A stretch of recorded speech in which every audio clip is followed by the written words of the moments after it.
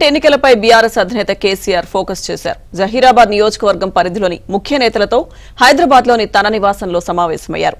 లోక్సభ ఎన్నికల్లో ఎవరిని అభ్యర్థిగా నిలపాలన్న విషయంపై చర్చిస్తున్నారు.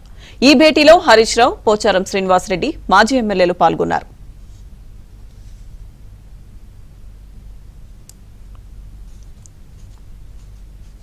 కేసీఆర్ భేటీకి సంబంధించిన మరింత సమాచారం మా ప్రతినిధి నర్సింగరావు ఫోన్ లైన్ ద్వారా అందిస్తారు. నర్సింగరావు. విజయదుర్గ, ఇప్పటికే రాష్ట్రంలో పొలిటికల్ పార్టీలు అన్నింటిలో కూడా లోక్సభ ఎన్నికల సందడి మొదలైంది.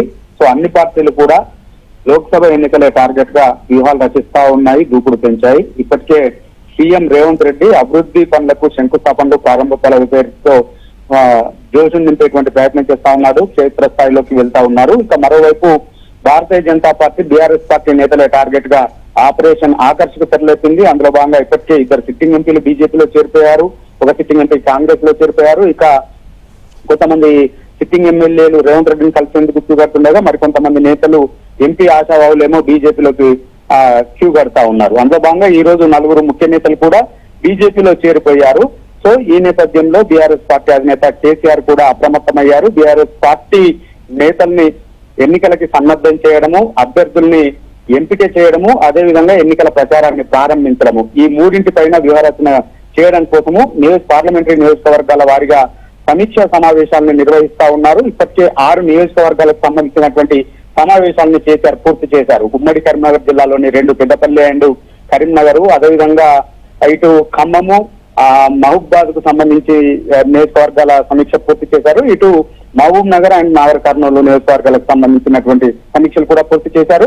ఆ సమీక్షలు ముగిసిన తర్వాత 6 నియోజకవర్గాలకు సంబంధించినటువంటి అభ్యర్థుల ఖరారును కూడా చేశారు. ఒక నాగర్ కర్నూలుకు మాత్రం కొత్తలో భాగంగా ఇటు బీఎస్సీకి ఇచ్చేందుకు సిద్ధమవుతా ఉన్నారు. దానిపైన ఒకటి క్లారిటీ కావాల్సింది. ఇక ఈ రోజు బీఆర్ఎస్ పార్టీ అధినేత కేసీఆర్ ఇటు జహీరాబాద్ పార్లమెంటరీ నియోజకవర్గంలోని నేతలతో తన నివాసంలో సమావేశమయ్యారు. ఈ సమావేశానికి హరీష్ రావు, అదేవిధంగా పోచారం శ్రీనివాసరెడ్డి, మాజీ మంత్రి వేముల ప్రశాంత్ రెడ్డి, చంటి క్రాంతి కిరణ్ మాజీ ఎమ్మెల్యే, మరికొంతమంది మాజీ ఎమ్మెల్యేలు, ముఖ్య నేతలు కూడా ఈ సమావేశానికి హాజరయ్యారు. సో ఈ సమావేశంలో ప్రధానంగా జహీరాబాద్ ఎంపీ అభ్యర్థి ఎవరనే దానిపైన సమాలోచనలు జరిపారు. నిజానికి బీబీ పాటిల్ అక్కడ సిట్టింగ్ ఎంపీగా ఉన్నారు.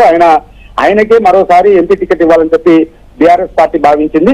ఆయన బీఆర్ఎస్ పార్టీకి గుడ్ బై చెప్పేసి ఆయన బీజేపీలో చేరిపోయారు. బీజేపీ ఆయన్ని అభ్యర్థిగా కూడా ప్రకటించేసింది. సో ఈ నేపథ్యంలో అక్కడ ఎవరిని అభ్యర్థిగా పెడితే బాగుంటుంది అనేటువంటి దానిపైన పార్టీ నేతలతో ఆయన సమాలోచనలు జరిపారు. అందులో భాగంగా ఇటు అనిల్ కుమార్, అదేవిధంగా మరో నేత శివకుమార్ పేర్లను పరిశీలించినట్టుగా తెలుస్తా ఉంది.